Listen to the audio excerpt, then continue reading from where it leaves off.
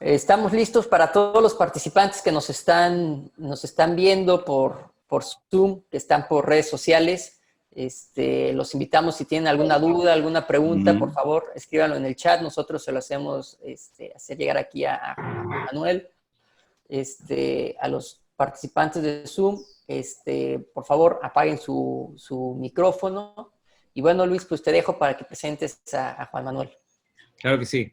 Primero, agradecer mucho a Juan Manuel Paulín. Él es cirujano oftalmólogo subespecialista en microcirugía de segmento anterior, profesor adjunto al departamento de segmento anterior del Instituto de Conde de Valenciana y cirujano oftalmólogo del Centro Médico ABC. Juan Manuel, primero, muy agradecido por aceptar la invitación, así que estamos todos aquí para escucharte y aprender. Buenísimo. Muchísimas gracias. No, pues encantado yo de que me hayan vuelto a invitar. Y decíamos hace ratito y reiterar, pues hagamos que esta charla sea productiva para todos. Por favor, con toda libertad, vamos a hacer acotaciones si es que son necesarias sobre la marcha.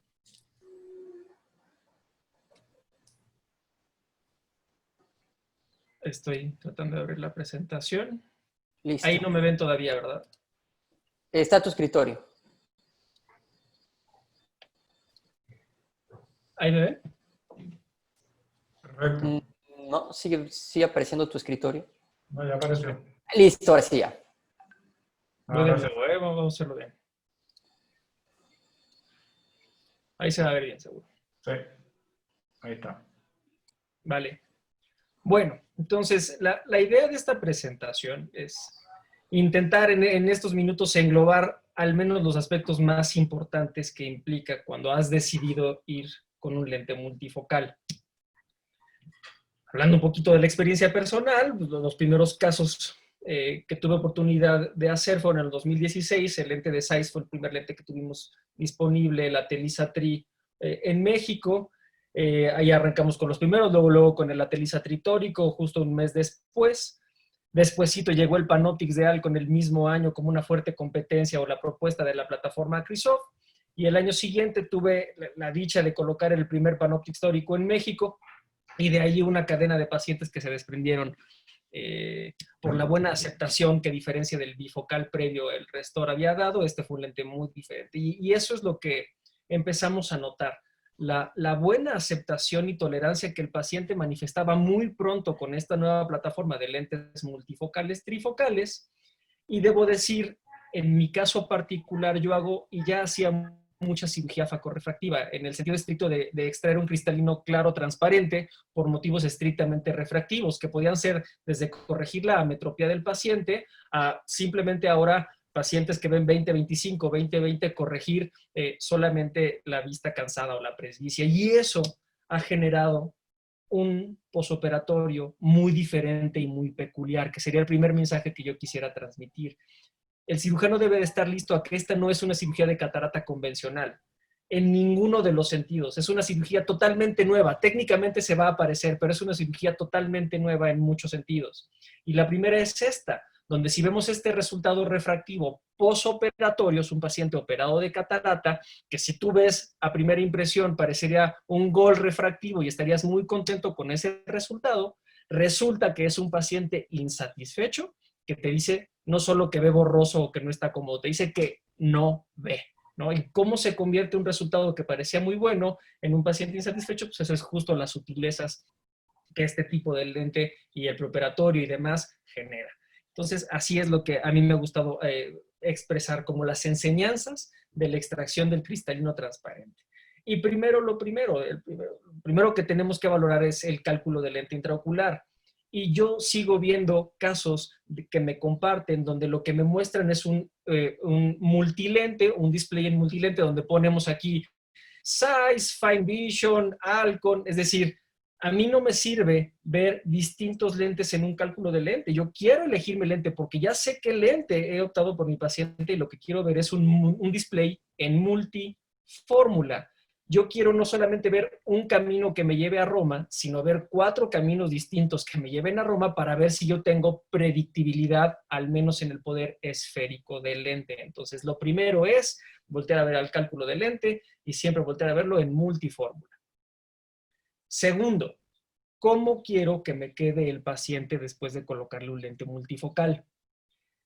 Y si bien yo quisiera que me quedaran en 0 con 0, es decir, en una emetropía perfecta, lo cual es factible pero muy complicado, lo inmediato es decir que el objetivo refractivo ideal es una hipermetropía baja, una hipermetropía de más 0,25, de más 0,50. Esto nuevamente es un rompeesquemas de cómo estábamos acostumbrados a tener la emetropía en el cálculo del lente convencional de un paciente que iba a catarata, porque tenemos una tendencia natural sembrada consciente e inconscientemente a miopizar al paciente. Y ya veremos más adelante en la charla que la miopía, aunque sea baja en estos pacientes, no es buena. Entonces, como objetivo refractivo, decir que una hipermetropía baja de más 1,50 debe ser mi gol refractivo para tener éxito con un lente multifocal. Ahora, ya operé al paciente. ¿Cómo es el posoperatorio? El lente va a cumplir lo que ofrece y el paciente va a ver 20-20 de lejos y 20-20 de cerca. Eso sí va a suceder porque el lente está diseñado para eso y si yo lo calculo bien y lo operé bien, eso va a suceder. ¿De qué se va a quejar el paciente? Sin duda alguna nos va a referir que ve los círculos o los halos nocturnos. Y aquí yo quisiera insistir en que hay que ser muy frontal ante el síntoma, tanto en el preoperatorio como en el posoperatorio. Hay que avisarle al paciente y mostrarle que el lente tiene círculos, que esos círculos son parte de la trifocalidad y parte del diseño del lente y que por lo mismo es totalmente esperable y normal que esos círculos aparezcan en el posoperatorio. Ahora, ¿cómo sucede?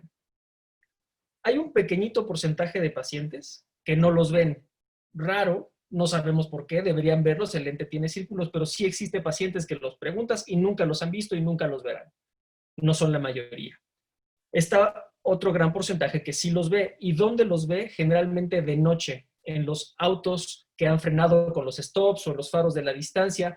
Es ahí donde nos refieren los pacientes que ven los círculos. Ahora, la gran mayoría que los ve nos ha referido que esto no les limita en sus actividades, es gente que puede seguir manejando, es gente que puede seguir jugando golf, es gente que puede seguir haciendo sus actividades normales, simplemente ante la pregunta del síntoma lo puede manifestar, pero no lo traducen como algo malo o negativo, sobre todo cuando al paciente se le ha explicado con antelación que va a suceder y dos, que es un síntoma totalmente bueno y normal.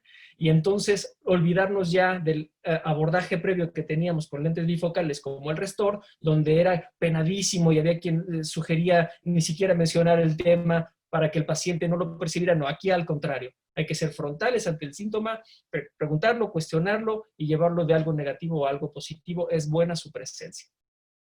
Ahora, el paciente requiere un entrenamiento en el posoperatorio. Muchas veces, y esto nuevamente cambia a lo que estábamos acostumbrados a ver en el posoperatorio, hay pacientes que están insatisfechos o no tan contentos con su resultado porque nadie les ha enseñado a cómo encontrar los puntos focales ahora nuevos con su lente multifocal.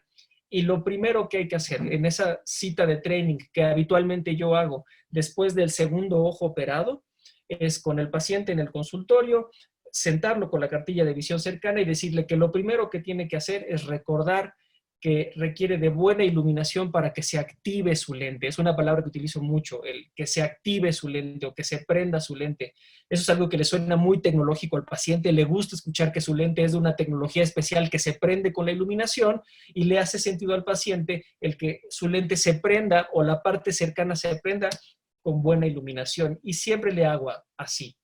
El paciente sentado, con buena iluminación, toma la cartilla de visión cercana y le digo, así como tomó la cartilla, no importa cómo la haya tomado, le pregunto, ¿qué párrafo ve de manera normal, de manera natural y sin esfuerzo?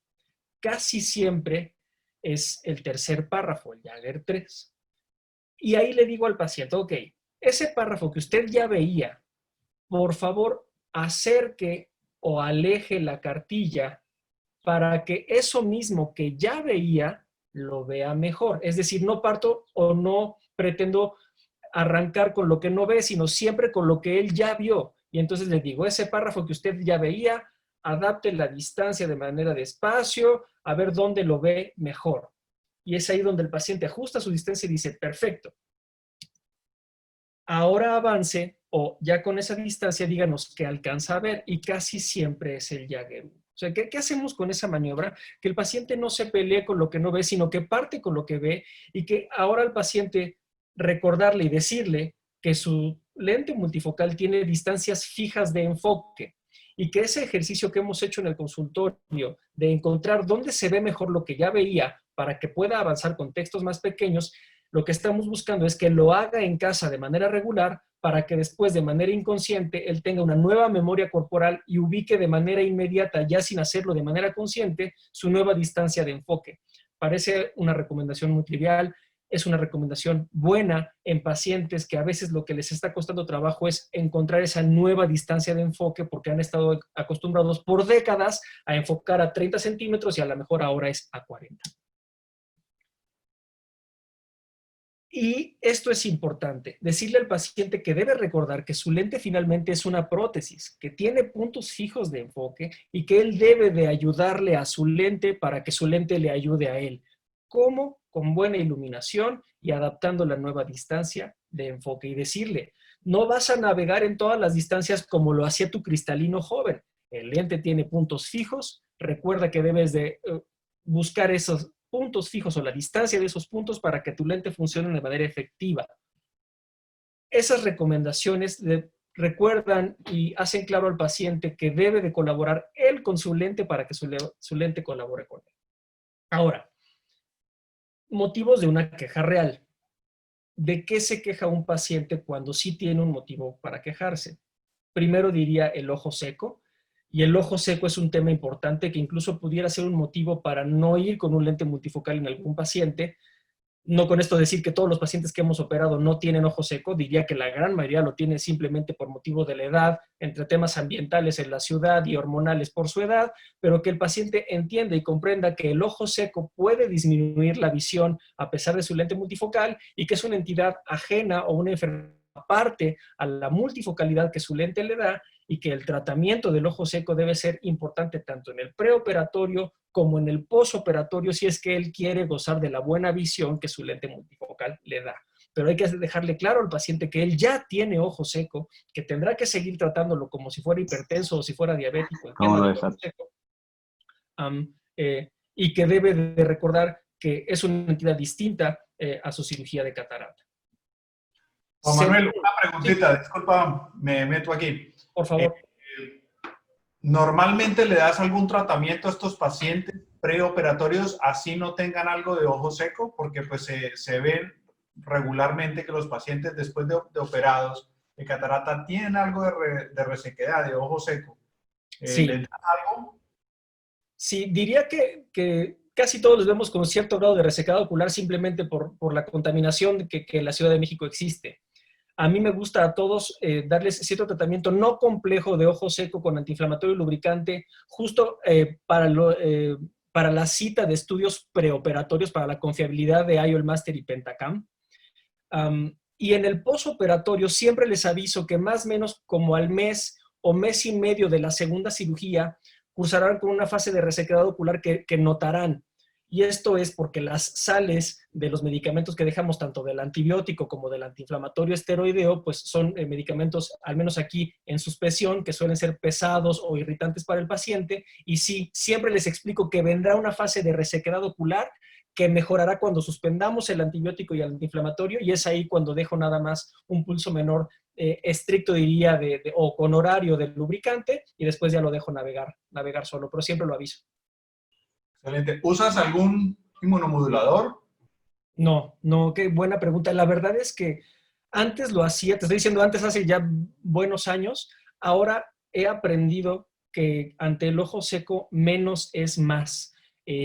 Busco limitar mucho el número de gotas. Antes dejaba, por ejemplo, nepafenaco a todos los pacientes en aquel temor de edema macular. Hoy la verdad es que no lo hago, salvo que tenga un factor de riesgo bien establecido. No dejo inmunomoduladores. Busco que al menos los lubricantes que hay aquí sean sin conservador, y más bien busco medidas como el hielo, por ejemplo, que parece una medida muy trivial o tonta. El hielo me ha funcionado muchísimo para que 5 o 10 minutos con los ojos cerrados los pacientes durante la tarde hagan un par de veces el ejercicio de enfriar sus ojos y eso me ha funcionado más que sumar gotas. Prefiero restar gotas en el posoperatorio. Excelente. Eso con respecto pues, al ojo seco, que de esto pudiera hablarse también muchísimos minutos. 2, motivo importante, y aquí quisiera hacer o resaltar esta parte de la presentación, la opacidad capsular. La opacidad capsular es una opacidad distinta también a la de la cirugía de catarata de manera habitual, y no porque ahora se opaquen más las cápsulas, aunque probablemente sí, sino por la sintomatología que en un lente multifocal pequeñas opacidades generan.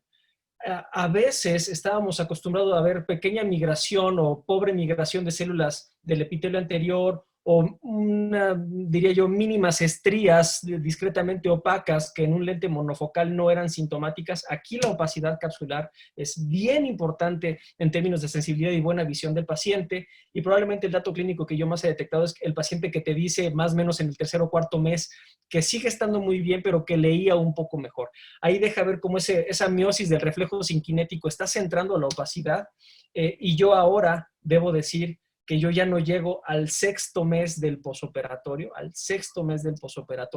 sin hacer una capsulotomía posterior y generalmente también una capsulotomía anterior. Esto es algo que no le gusta escuchar a las casas comerciales porque parte de un buen lente o de la venta de un buen diseño, un buen lente, es que genera una pobre opacidad capsular. La verdad es que yo estoy detectando que las opacidades, aunque sean menores, son mucho más sintomáticas en el paciente con multifocal. Y 2, sí estoy viendo opacidades muy agresivas y muy tempranas. Y yo lo achaco, es mi teoría que habría que comprobarlo en protocolos grandes, pero creo que al tener buenos resultados con lentes multifocales, estamos hoy operando cada vez pacientes más jóvenes de lo que operábamos antes. Ahora el grueso de mis pacientes ya no son pacientes de la 7ª década de la vida, son pacientes de la 4ª, 5ª década de la vida que tienen un sistema inmune más prendido o más vivo y que reacciona más a la presencia de un lente intraocular. Y les presento mis casos más severos de las casas comerciales distintas que hay aquí. Esta es una paciente donde el círculo amarillo lo que está mostrando es dónde está el límite del lente intraocular, y al mes ya veíamos una opacidad con contracción importante, y al 2.º mes, teníamos 8 meses de la cirugía, ya teníamos una migración importante y contracción, diría yo, a favor de la plataforma Acrisov simétrica después de la capsulotomía. Este era un lente tórico que mantuvo su graduación. Este es un lente de Fisiol que empezó a generar una miopía no deseada por la contracción asimétrica de la bolsa, y debo decir aquí lo terrible de las plataformas de plato. Casos como este, desafortunadamente, me ha tocado ver muchos propios y no propios, donde la contracción temprana y severa y fimótica en una plataforma que no es, desafortunadamente, no es la óptima por ser una plataforma de plato, y también su material ha generado cirugías que fueron perfectamente exitosas, verdaderas catástrofes en el posoperatorio. Y esto es algo que yo quiero hacer mucho hincapié, porque nosotros estamos acostumbrados a ver al paciente bien, ver al paciente contento y darlo de alta, y a lo mejor citarlo el próximo año, y esto sucede pues, semanas después a esa cita de alta, y el resultado y sobre todo la forma de corregir complicaciones tan severas como estas ya no lo hace tan sencillo. Entonces, si se ha decidido, si el cirujano, por el motivo que sea, ha decidido, por ejemplo, colocar un lente en plataforma de plato, pues debe estar muy alerta de una contracción muy temprana y agresiva, y tomar decisiones pronto. Yo les decía, la verdad es que es raro, diría que el día de hoy el 100% de mis pacientes hago una capsulotomía posterior y anterior temprana para evitar sorpresas en el posoperatorio en términos de fimosis y contracción. Perdón. Eso con respecto a la opacidad capsular. Y la tercera, y probablemente más importante, es el error refractivo. ¿Cómo nos quedó el paciente? Y entonces tenemos que hablar de qué se queja dependiendo de cómo nos quedó. El primero y más importante, por su frecuencia y sintomatología, es la miopía. Decía yo hace rato, el error más frecuente es eso, por esa tendencia natural que tenemos a miopizar al paciente. Y esto genera incremento en los halos y disminución en la visión lejana. Y ojo aquí, a veces, o cuando empezábamos a pensar en el lente multifocal, que lo que pretende evidentemente es corregir la visión cercana, nuestro temor es que el paciente no tuviera una visión cercana adecuada, y eso no va a suceder. El paciente va a ver bien de cerca sí o sí, porque el lente está diseñado para eso. El problema está en la visión lejana, y de lo que se puede quejar un paciente con un multifocal es de que veía mejor de lejos que ahora después de operado, no tanto que no lea. Y eso es un tema bien sensible, sobre todo en la facorrefractiva, del paciente que era hipermétrope, que tiene una buena visión a la distancia y su problema es más bien cercano. Y pondría como ejemplo este cálculo de lente intraocular en multifórmula, donde vemos que si estamos entre un 24/5 hasta un 25, emite una fórmula en los dos ojos, es decir, si yo le pongo un 24/5, más o menos tengo una cierta predictibilidad que mi paciente va a estar contento, va a estar emétrope. Y no volteamos a ver que lo que queremos, como decíamos al inicio, era un error hipermetrópico bajo. En este caso en particular, hemos optado por justo un poder hipermetrópico, ir hacia abajo en el poder esférico elegido del lente para estar en zona segura, y este es el resultado refractivo hipermetrópico bajo deseado, donde si esto no lo tomamos en cuenta y tomamos a como estamos acostumbrados a elegir el primer lente sugerido por el cálculo, pues vamos a tener una miopía que, aunque sea baja, sea muy sintomática para el paciente. Si nos queda hipermétrope, bueno, este es el lado contrario. Aquí lo que tendremos es que perderemos el punch cercano del lente intraocular, porque se alejan los puntos focales. Sin embargo, es el error ametrópico mejor tolerado para el paciente. Dicho de otra forma, yo prefiero que, si me voy a equivocar, yo prefiero que el paciente me quede +1 que menos 0,50 en el posoperatorio. Porque yo incluso, si perdí punch cercano con el primer ojo, puedo con la enseñanza del primer ojo dar un empujón o incrementar el poder del lente del segundo para corregir ese defecto y ganar el punch cercano que perdí de inicio. Recordar entonces que es mucho más penada la miopía consecutiva que la hipermetropía.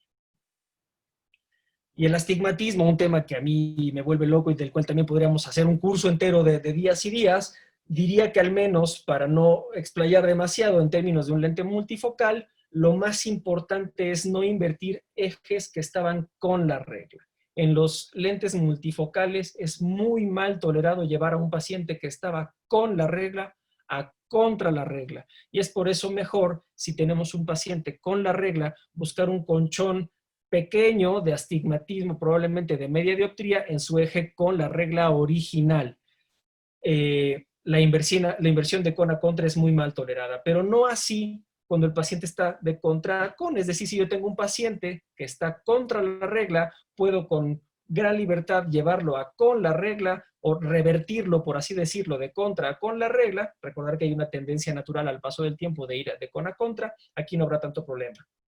Insisto, concluyo con el astigmatismo, no invertir ejes que están de con la regla a contra la regla. Y pondría este ejemplo donde tengo un paciente con un astigmatismo más o menos de 2 dioptrías, más o menos con la regla, el meridiano curvo está aquí a 110, bueno, pues elijo un lente que corrige una dioptría que en combinación con la posición de mi herida, a mí particularmente me gusta atacar a estos pacientes incidiendo en el meridiano del astigmatismo, tengo como resultado una corrección muy buena del defecto refractivo con un colchoncito en su eje original. No tenemos ningún problema, no lo hemos llevado de con a contra la regla.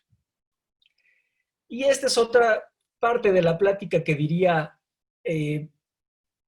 estemos alerta o pongamos particular atención, porque esto es algo de lo que más me he topado cuando amigos, colegas me han compartido casos que por alguna forma no caminaron bien. Esto es lo que sucede. Y es que el paciente ideal en el cálculo del lente, un cálculo de lente que parece perfecto, decimos aquí en México de pechito, para colocarle un lente multifocal, pudiera ser el peor paciente. Y me explico. Tenemos este cálculo de lente intraocular, con todo lo que nos piden para que sea un cálculo exitoso. Predictibilidad en las distintas fórmulas, es una multifórmula de las cuales muestro 2, un astigmatismo bajito de media dioptría y está con la regla. Sin embargo, en este paciente diría, sería perfecto para no importando quién y cómo se haga esa faco, quede bien. Sin embargo, si volteamos a ver a la refracción preoperatoria, a la refracción previa a la cirugía del paciente, ya vemos que el paciente expresa un astigmatismo contra la regla. No quisiera abundar mucho en esto, pero esto evidentemente, además de separar astigmatismo cristaliniano de otras cosas, esto es la influencia del astigmatismo de la cara posterior. En estos pacientes donde ustedes detecten que, aunque tenemos un astigmatismo bajo en las keratometrías del cálculo de lente, pero que tenemos datos que su refracción expresa ya un astigmatismo contra la regla, la indicación o la perla o el consejo aquí es migrar la herida hacia el sector temporal, que es el sector más neutro en términos de inducción de astigmatismo, para no empeorar esa tendencia que el paciente ya tiene de ir a contra la regla por motivo de su cara posterior. El consejo entonces es en astigmatismos bajos, o sea, para no hacerlo esto ya más complicado, en astigmatismos bajos, mi consejo honesto y fuerte es hacer incisiones temporales microincisionales. Y decir aquí que no importa dónde y otras causas, esta es una cirugía. La cirugía del lente multifocal es una cirugía estrictamente microincisional. No se vale colocar un lente multifocal cuando yo hago FACO 2.8 o 3 milímetros o mayor, por distintas causas que distraerían la plática. Si yo quiero ser un cirujano de lentes multifocales, estoy obligado a ser un cirujano que hace cirugía incisional, microcoaxial, 2.2 o menor. Juan Manuel, oye, una pregunta. ¿Cuántas dioptrías de astigmatismo tú te permites para decir a este paciente no le voy a colocar un lente tórico? O que tú decidas hacer, no sé, algunas relajantes limbares, etcétera. Bien. Primero diría, con el tema del astigmatismo es un tema que a mí particularmente me apasiona y es un tema que puede hacerse muy extenso. Te diría, por no hacerlo extenso, que a mí me gusta siempre integrar a la herida al proyecto refractivo. Y al integrarla es no ignorarla, no asumir que porque hago una cirugía microincisional 2.2 milímetros, mi herida no tiene un impacto. Ese es el primer error del cirujano refractivo. Cualquier herida afecta a la córnea. Si la va a afectar, que mejor juegue a mi favor. Y entonces yo decido, Chente, a veces no ignorar al astigmatismo o al eje del astigmatismo, y a veces incido en el curvo, a veces incido en el plano, o a veces entre los dos dependiendo el caso. Contesto tu pregunta. Yo prefiero operar un paciente con un poco de astigmatismo y que mi participación de la herida más mi tórico, si es que fuera el caso, corrijan la refracción. Contesto de otra manera. Si tengo un paciente, por ejemplo, que tiene una y media dioptrías de astigmatismo y es con la regla, no pongo un lente tórico y prefiero incidir sobre el mediano curvo de la córnea, siempre en correlación de la refracción y en correlación de otros datos que me digan que no tengo un gran impacto de la cara posterior. Pero si no tengo certeza o no me gusta involucrarme o no soy un cirujano que me gusta jugar con la posición de mi incisión para que participe, lo mejor es ser un cirujano neutro ante la incisión y hacer todas las cirugías en el plano temporal. Y entonces sí, permitir que las distintas fórmulas y calculadores te digan si vas hacia un lente tórico o no. Yo, por ejemplo, Chente, pongo muchos lentes T2, pero no porque tengan astigmatismos bajos. A veces pongo mucho lente T2 en pacientes con 1,5 dioptrías de astigmatismo, con la regla, por ejemplo, donde sé que el T2 me va a corregir media, mi incisión otra media, y me quedará un colchoncito pequeñito para no invertirlo de con a contra. Es decir, según el sapo, dicen aquí, según el sapo la pedrada, pero es un poquito variable dependiendo de la participación de mi herida. Correcto, gracias. Y con respecto al caso previo, nada más decir que este caso que ya tenía una tendencia a irse a contra la regla, simplemente al decidir esta es la cirugía real y migrar la cirugía hacia un sector temporal, tengo un resultado refractivo no sorpresivo y un paciente satisfecho porque no lo he llevado a más contra esa tendencia natural. Y decir aquí, ¿cómo puedo yo determinar si estoy teniendo ese impacto de la cara posterior? Bueno, lo puedo hacer desde manera muy sofisticada con estudios como el Pentacam que me lo pueden dar, pero yo diría que volteemos a ver fuertemente a la refracción del paciente. Y aquí es, si el paciente no tiene catarata, si es una cirugía facorrefractiva y cristalino claro, ver la refracción del paciente. Pero me pueden decir, oye, si ya tiene catarata, pues entonces tenemos el astigmatismo cristaliniano. Es válido, es cierto. Entonces diría que si el paciente ya tiene catarata, a quien volteo a ver es a sus lentes. a su lensometría. Permítame sus lentes y déjeme ver usted qué corrige y con qué está acostumbrado a ver mejor antes de que hiciera la catarata. Y si su lensometría ya expresa un astigmatismo contra la regla, debe ser al menos un foco rojo para nosotros para migrar nuestra incisión microincisional hacia el sector temporal. Y pongo dos ejemplos rapidito. Un paciente con astigmatismo de 0.89 que topográficamente, quiero decir, keratométricamente en el IOL Master es con la regla, ya expresa una refracción contra la regla, que si yo lo detecto y hago un puerto convencional a 120 grados, lo voy a empeorar y lo voy a llevar más contra. Prefiero migrar mi incisión temporal y tener un resultado refractivo no sorpresivo. Otro caso, con un astigmatismo bajito también, que tiende a la oblicuidad, muchos pacientes que están yendo de con a contra, a veces los pescamos justo en esa transición de con a contra con astigmatismos bajos pero oblicuos, y lo que vemos es esa oblicuidad incrementada en su lensometría. Nuevamente no me peleo con él, voy a una migración temporal de la herida microincisional y tengo un resultado refractivo posoperatorio bueno, no complicado.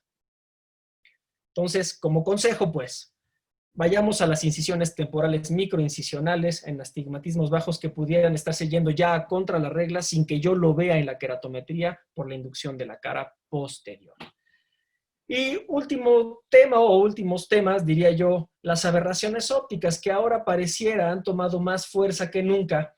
El tomar decisiones así ir o no ir con un lente multifocal de acuerdo a las aberraciones ópticas. Yo particularmente, de manera muy honesta, no normo mi criterio de ir a un lente multifocal con base en las aberraciones ópticas del paciente, porque tiene más peso la clínica y ahorita pudiéramos platicar de eso.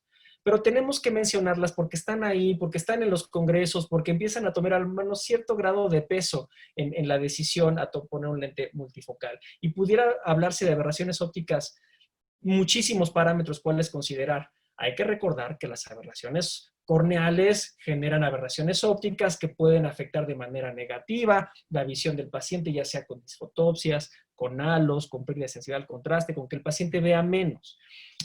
De las aberraciones ópticas que hoy se comentan en distintos lados o en distintos congresos, yo a lo mejor quisiera resaltar estos tres, que son, a lo mejor por su importancia o correlación clínica, que son las aberraciones de alto orden, en total, que las aberraciones de alto orden, el RMS debe de ser, de una vez hablar de valores, más o menos esto puede cambiar dependiendo de la serie o del ponente, pero más o menos menores a 0.5 micras. La aberración coma, como sí una aberración importante que pudiera generar aberraciones que generen disconfort en el paciente, que debe ser menor a 0.32, en otras publicaciones a 0.4 micras, y el famosísimo ahora ángulo capa, que debe ser menor a 0.6 milímetros. Hablando de las aberraciones de alto orden, hay distintos equipos con los cuales podemos correlacionar en el cálculo del lente intraocular a nuestra lensometría.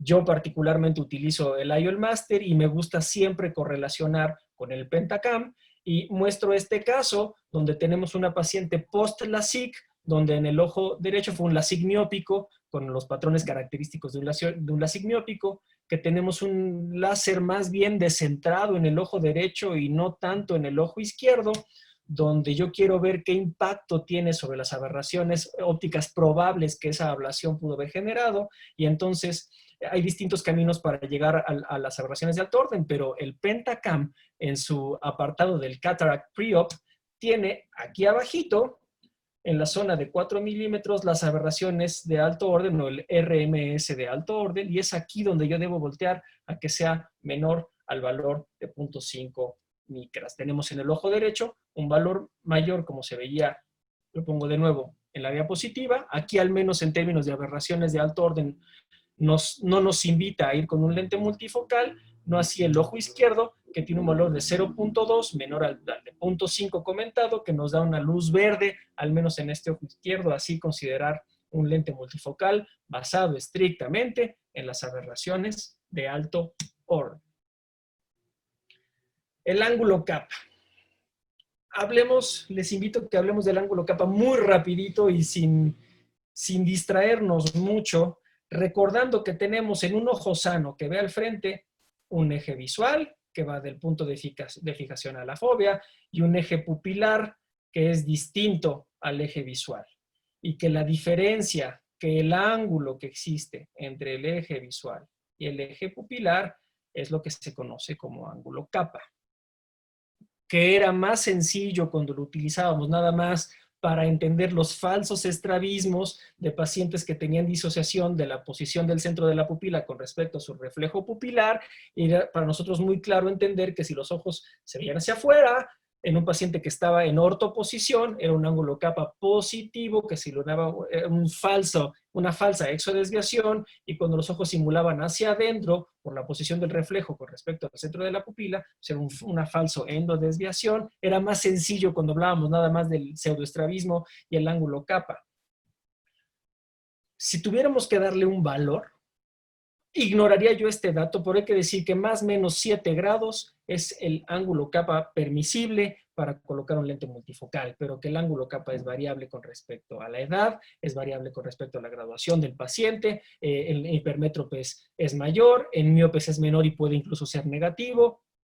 Hasta ahí con respecto a valores del ángulo capa. Pero ¿cuál es el problema del ángulo capa?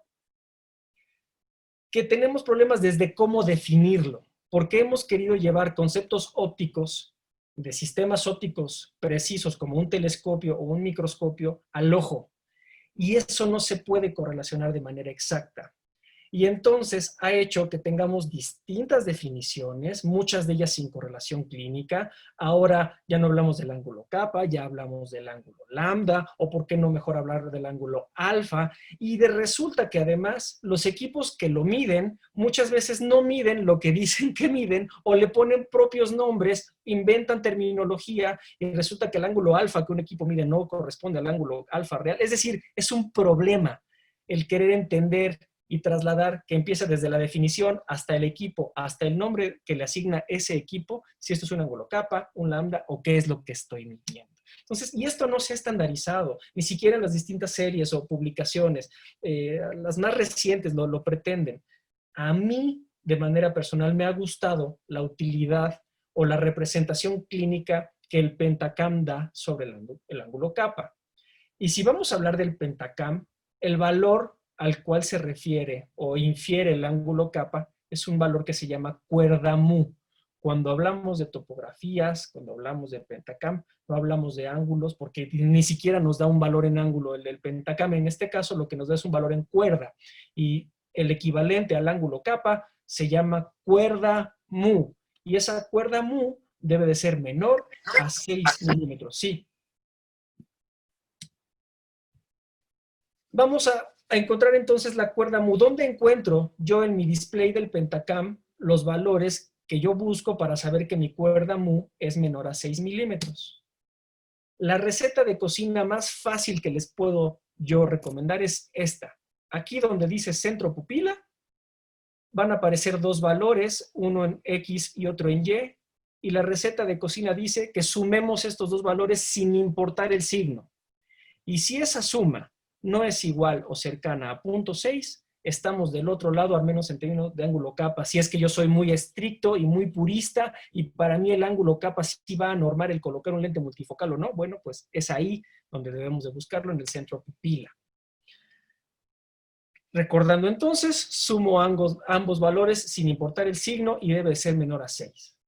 Si es igual a 6 o cercano a 6, entonces tengo que resolver el teorema de Pitágoras. Ahí se hace complicado, y lo que tengo que hacer es el primer valor, el que estaba en X, elevarlo al cuadrado, el segundo valor, el que estaba en Y, elevarlo al cuadrado, sumar los dos, y el resultado de esa suma, sacarle la raíz cuadrada, y si resulta que ese resultado de la raíz cuadrada es menor a 6, entonces es una luz verde para lente multifocal. Si es 6 o mayor, no. Esto me parece complejo y poco práctico, pero pues hay que explicar de dónde sale, y pues sale de aquí.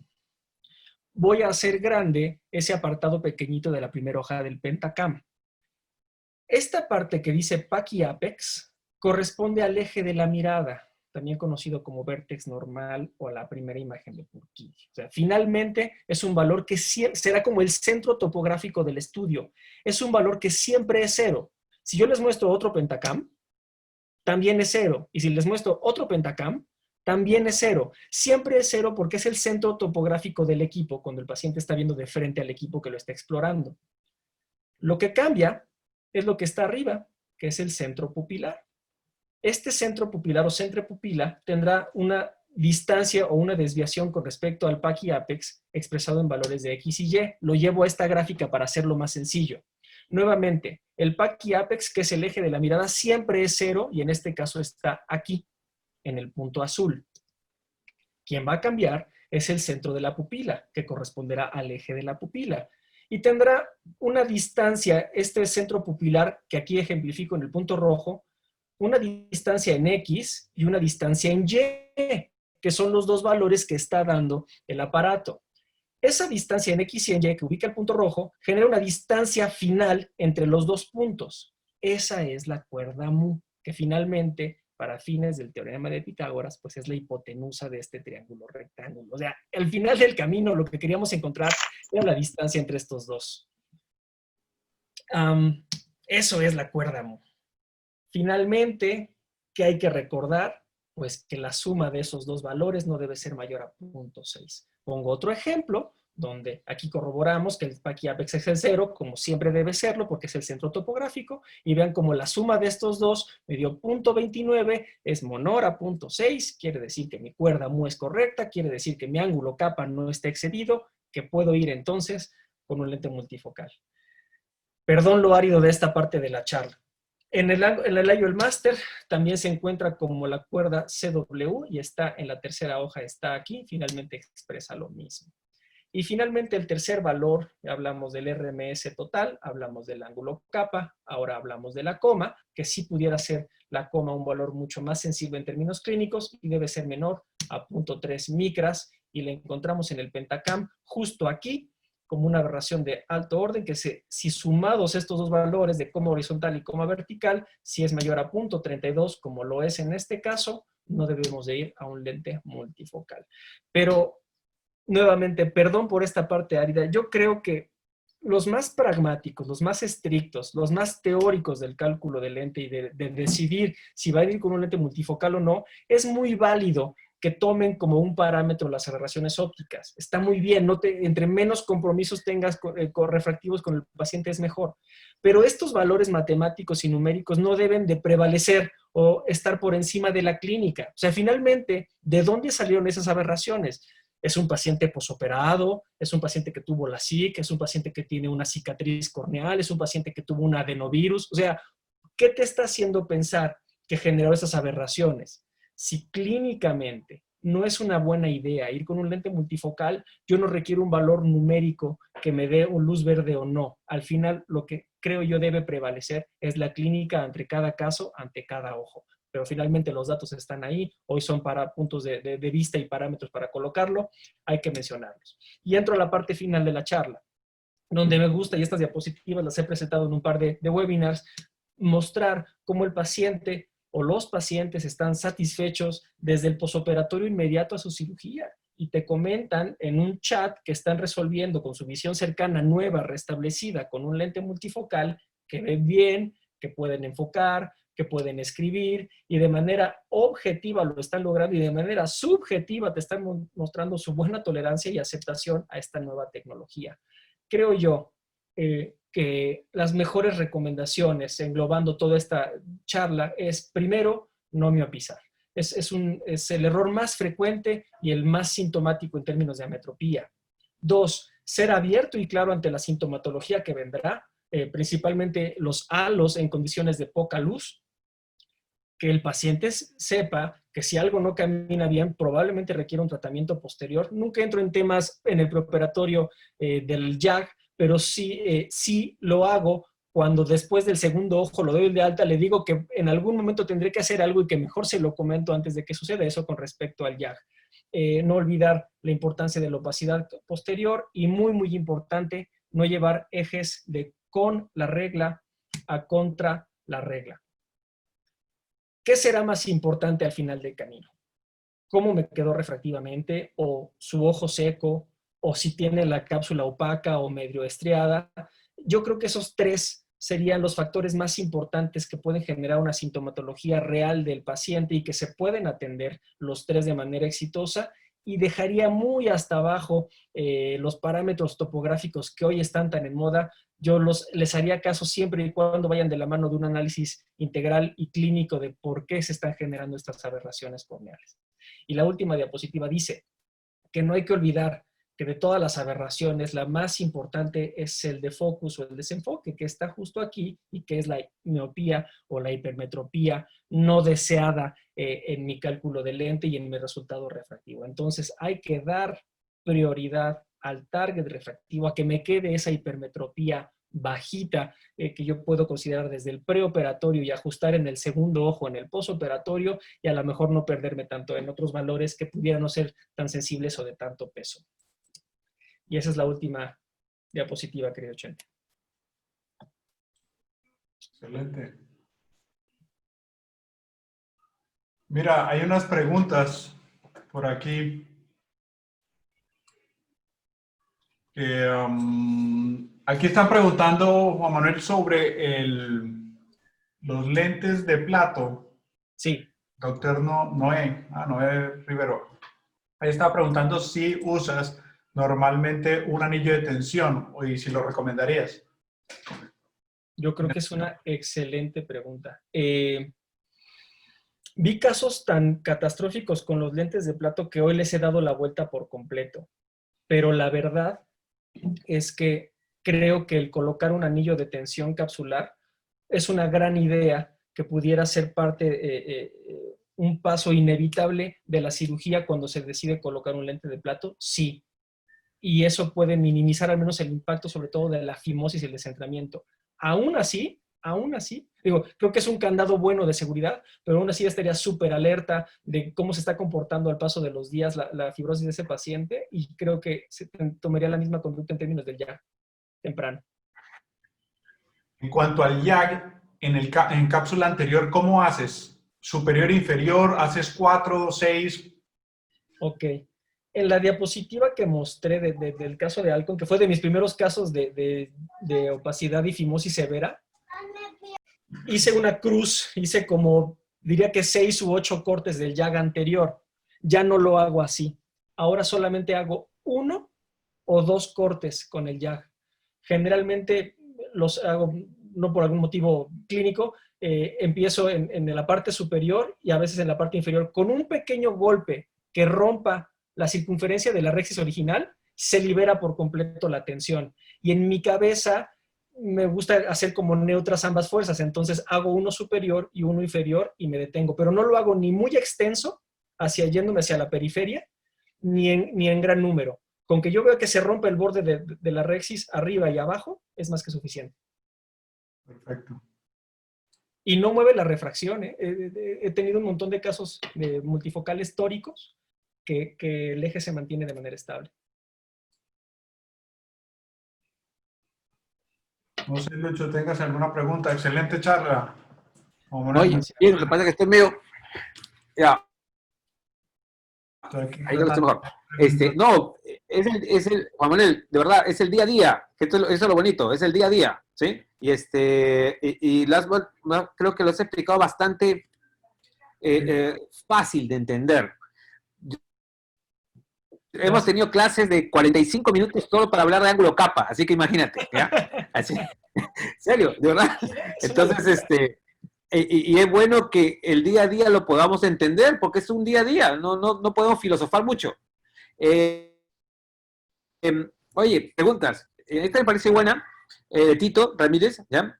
Y es cierto, las lecturas del autorrefractor son muy engañosas, especialmente en multifocales. ¿Qué haces tú para ser realmente, o sea, ser más exacto en eso? ¿Cuál es tu día a día en los post multifocales? Bueno, ahí diría dos cosas, y esto es algo que le mando mucho saludos a Tito, y he discutido con Tito también. Primero diría que los autorrefractores actuales son mucho más precisos que los autorrefractores de hace algún tiempo. Yo ahora con equipos nuevos de autorrefracción he visto que la exactitud y la predictibilidad de un autorrefractor es muy alta.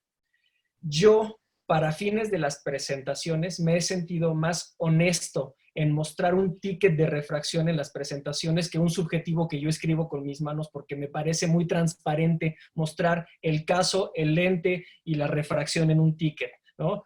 Pero pudiera ser un argumento válido el que diga, no, bueno, haz un subjetivo o muéstrame una esquiascopía. Sí, la verdad es que diría que, al menos en los casos mostrados, por no decir de manera arrogante todos, la refracción que se muestra en el ticket con el equipo que tenemos de autorrefractor es prácticamente la misma que el paciente tiene si lo hubiéramos hecho un subjetivo o una esquiascopía. Entonces, diría, contestando esa pregunta, que los equipos al menos... Bueno, es interesante.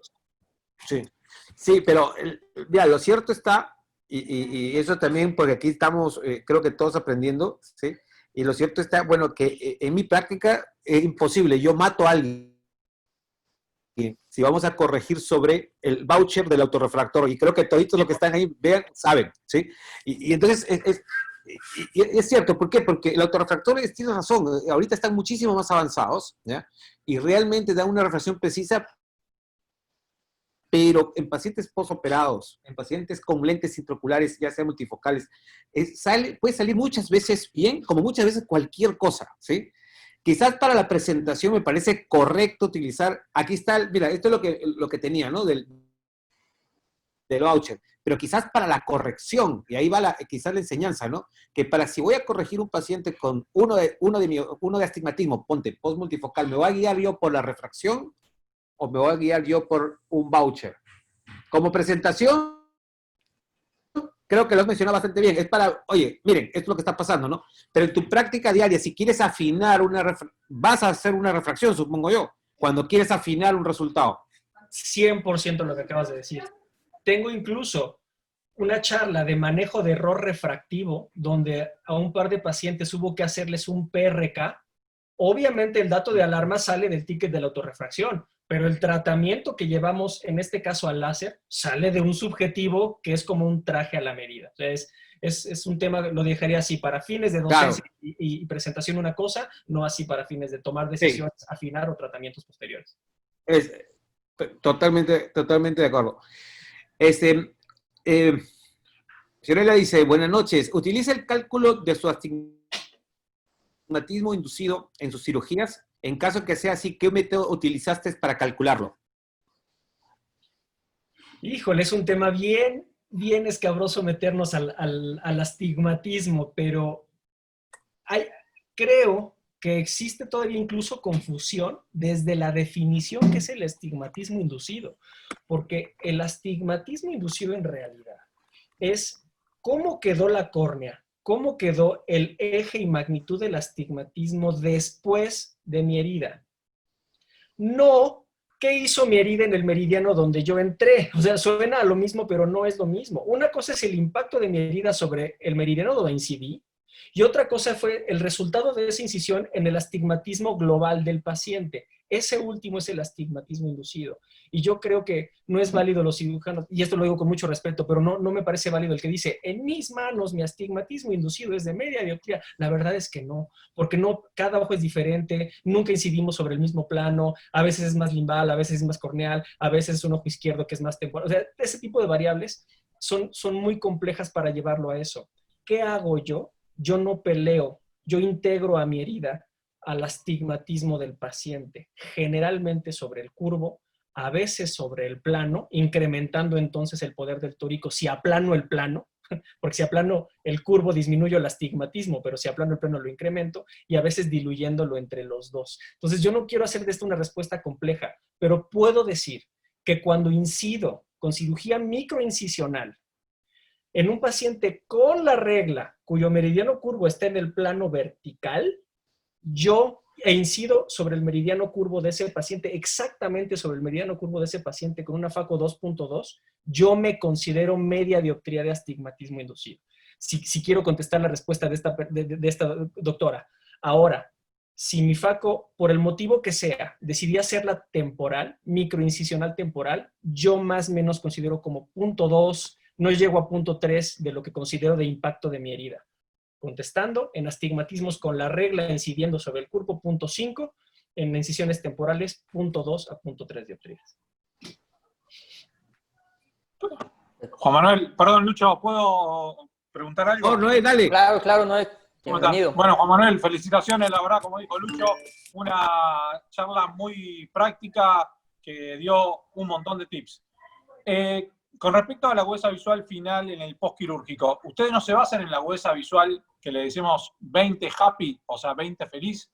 Yo, la verdad, que mis pacientes con multifocales, cuando vienen contentos, no lo siento y no les tomo la agudeza visual y quiero que lleguen a las 10 décimas. La verdad, si el paciente está contento, ¿para qué lo voy a andar preocupando si justo no me vio una letra del último renglón?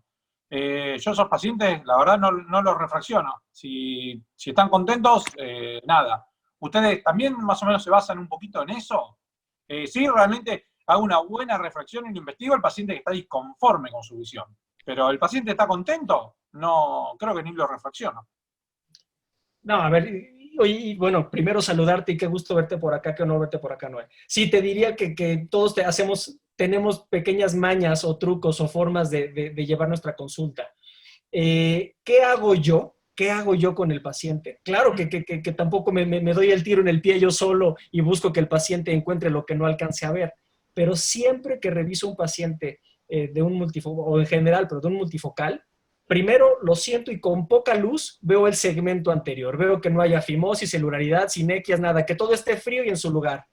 Enseguida le hago una autorrefracción, sin haber explorado la visión ni nada, ¿eh? Hago una Sí, esto sí, autorrefracción. eso sí. Sí, eso te da una guía. Exacto, entonces ya veo dónde estoy. Y si veo que es un gol refractivo, entonces de manera binocular, o sea, no soy tan estricto a un ojo y el otro, pongo arrancando el 20-50, 20-40 y que él nos vaya diciendo binocular, generalmente es un 20-20, un 20-25 happy. Entonces, son como las pequeñas mañas. Si yo veo alguna sorpresa desde el segmento o la autorrefracción, me olvido de la agudeza y empiezo a atacar sobre esos caminos. Bien. Excelente tip, ¿eh? Sí. Sí, yo también lo reviso al paciente, le hago una autorrefractometría, sé que está todo bien, pero si el paciente por eso está contento, es como que no me voy a buscarle, viste, la letrita. Y la verdad, porque, viste, el paciente, o sea, está contento con lo que ve. Quizá está viendo 20-30, pero si está contento, Correcto. ¿para qué preocuparnos, no? Totalmente. Y con el tema del autorrefractómetro, por una cuestión de costos, acá en Argentina, que el dólar se fue por las nubes, se nos está complicando colocar lentes trifocales y me estoy volcando a las lentes Oculentis Comfort, que son realmente económicas y dan un buen resultado. Y lo que estoy evaluando, estoy viendo con el autorrefractómetro pacientes que ven 10 décimas. El autorrefractómetro me daba medidas inconstantes, me daba menos 0,75, menos 1. Y bueno, me di cuenta justo esta semana que si uno, claro, es una lente, diríamos, tipo diseño bifocal, ¿no? Que tiene la visión abajo, ¿no? Que si uno con el autorrefractómetro la apunta un poquito hacia arriba del centro pupilar, te da la verdadera refracción, te queda en 0. Wow. Y uno va por debajo del centro pupilar, tenés la visión real de la lente que es de 1,50 y te lo marca perfecto el autorrefractómetro. Y la verdad que estas lentes, lo que me llamó la atención es que los pacientes, claro, no tienen halos, porque el diseño de la lente no tiene círculo. Y la verdad que estoy muy sorprendido con esta lente y estamos teniendo muy buenos resultados. No sé si ustedes tienen experiencias con Oculentis Comfort. No Fíjate la M+. no. Hay Oculentis Comfort, que sería como una EDOF que da una distancia intermedia. Sí, fíjate que específicamente con esa lente, perdón que conteste yo primero, específicamente con esa lente no, pero hablando de lentes EDOF, que son otro capítulo y la verdad muy interesante lo que como tecnología plantea, aquí al menos de manera personal yo tengo experiencia con 2 lentes, que es la Telara de Zeiss y el Symphony, y con características muy similares en el posoperatorio, buena tolerancia, esos son, incluso este es el tipo de lentes que he optado, por ejemplo, en pacientes con radiada o con ectasias que tienen moños no simétricos y no ortogonales, pero que he querido hacer algo más que colocarles un lente multifocal, diría que sobre todo radiadas y alguna que otra QPP, les he puesto lentes de tipo EDOF con resultados aceptables. Y aquí, hablando del autorrefractor, te diría que aquí sí yo sí he visto errores miópicos falsos muy constantes en este tipo de lentes EDOF, miopías que pueden ser -3, -4, que no son reales. ¿De qué?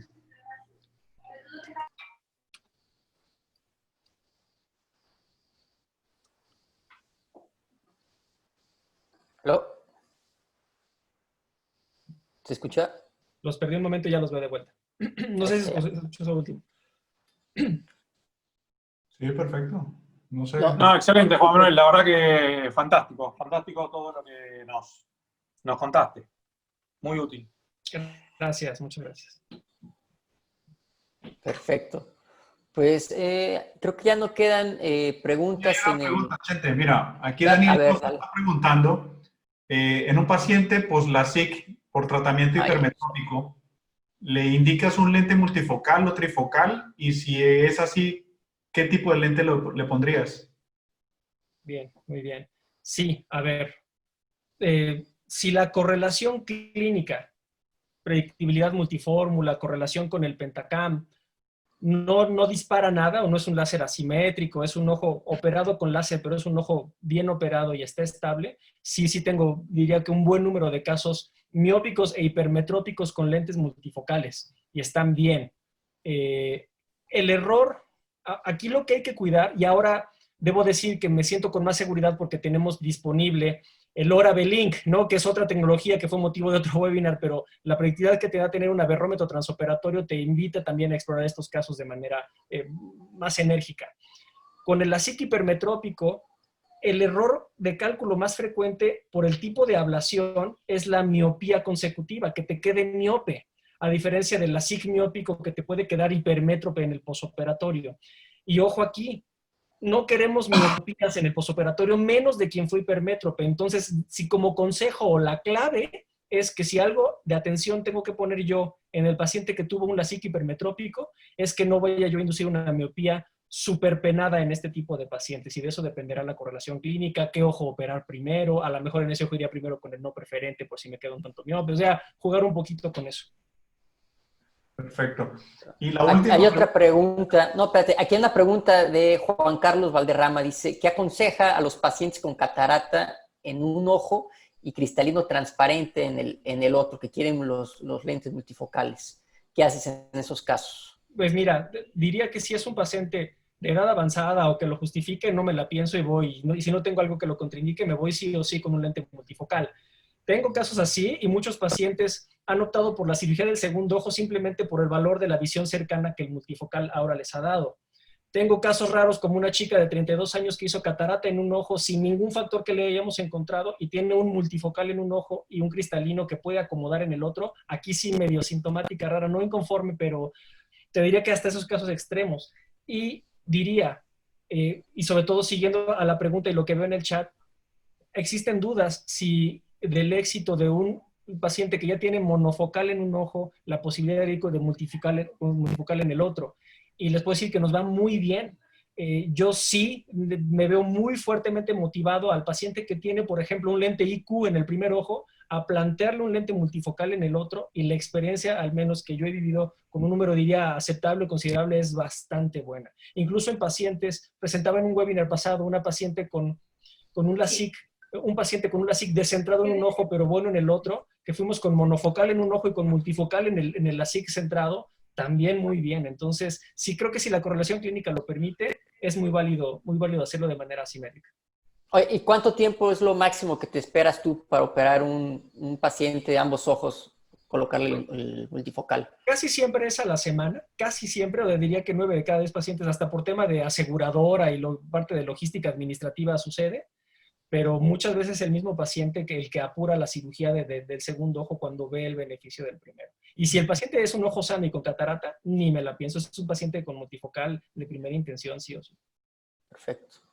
Juan Manuel, ¿y cómo te va con los miopes para los multifocales? Qué buena pregunta. La verdad es que muy bien. Y fíjate, qué bueno que lo preguntas, porque mi miedo no es con los miopes, mi miedo es con los hipermétropes.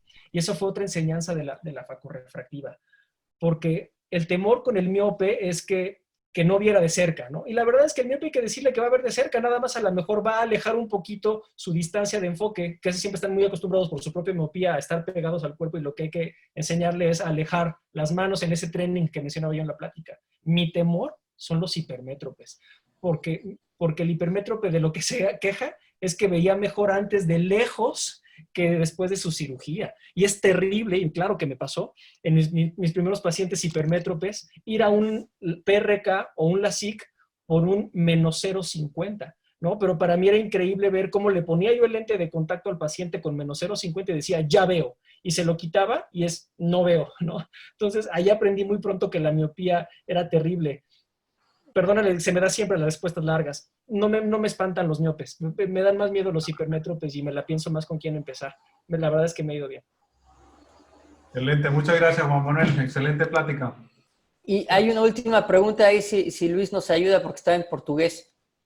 Nomás te entiendo el buenas noches. Hey. Boa noite. A ver, ¿dónde está? Es hasta el final. No, de George. no es pregunta para Juan Manuel. La pregunta es si la clase la vamos a tener disponible en Algún lugar. sí. Por eso dice que nos tradujeras. Sí, va a estar colocada, las vamos colocando en el canal de YouTube, Oftalmo Education. Ahí se van subiendo las charlas. Muy bien. Oye, Bueno, Manuel, pues, muchas gracias nuevamente. Para la gente viciada, ¿ya? De acá 15 minutos comienza Brascar, ¿sí? Justo hay unas charlas que comenzamos ahorita en 20 minutos, de una interesante de fluxograma en queratocono, así que si quieren, por acá lo debo tener, al que quiere ¿Podés entrar, compartir entra. el link, Lucho? Ah, sí, te comparto. Dale, buenísimo. Y y otra cosa es, mañana, ¿qué tenemos, gente? A ver. listo. El día de mañana va a estar con nosotros la doctora Marcela Salomao y la doctora Isabel Gómez, que nos van a hablar de integrando la tomografía con la biomecánica corneal. Misma hora, 5:30 p.m., con nosotros. Y va a estar muy buena. Es una plática, ya tuve la oportunidad de verla, bastante didáctica y con un montón de casos clínicos que te explican a detalle todo para saberlo integrar. No se lo vayan a perder. Y bueno, nuevamente agradecer a Juan Manuel. Muchísimas gracias por estar con nosotros. Excelente charla.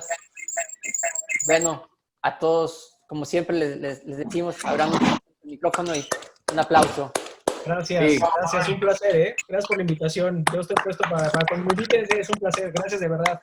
Saludos, Noé. Saludos, Saludos, José. Juan Manuel. Felicitaciones. Chao, Juan Manuel. Felicitaciones a todos. Juan Manuel, desde Buenas Colombia. noches a todos. Hasta luego, buenas noches. Buenas noches, gracias. Hasta Chao, luego. Lucho. Gente, Cuídense. Chao, hasta luego. Ya, oye, Gente. entren a Brascar para los que querían. pasame, Lucho, el Manda el por link. favor. Por el chat. Pasa el link por el chat, de hecho. Ya, Por el WhatsApp. lo estoy abriendo. Chao, José. Gente, ¿estás ahí? Ya, Chao. Sí, no, mira, No seas vago y sube mi clase que ya me la pidieron varios y le digo que se metan a Oftalmo Education y no la encuentran. Oye, es que ¿sabes qué? Tengo una semana de Lucho. delay. Lo está matando, Lucho. sí, no, es que se duerme en sus Matando, laureles, pobre no es. Se está durmiendo en sus laureles. Ese es el problema. Alguien Sí. Alguien que le ayude. ¿Sabes qué es lo que pasó? Es que los de Retina me mandaron el listado de todas las charlas, todas las charlas que no me habían pasado para subirlas. Entonces tengo una temporada bastante grande de charlas por subir. Acá dice el doctor Motsezuma que es retina. No conoce la red seguramente. Conoce el vitrio. Está muy bien. Claro, no es el Oye, vitrio. ¿les dejas ahí el link, Luis? Ahí lo compartió. Perfecto. Bueno, Ahí está. buenas noches a todos. Gracias, Lucho. Chao. Gracias, gente. Gracias a todos. Chao. Un abrazo. Hasta luego. Gracias, Ronald. Chao, luego, Luchito, chao. desde Bucaramanga. Eso. Hasta luego, Luis. Chao, buenas noches. Chao.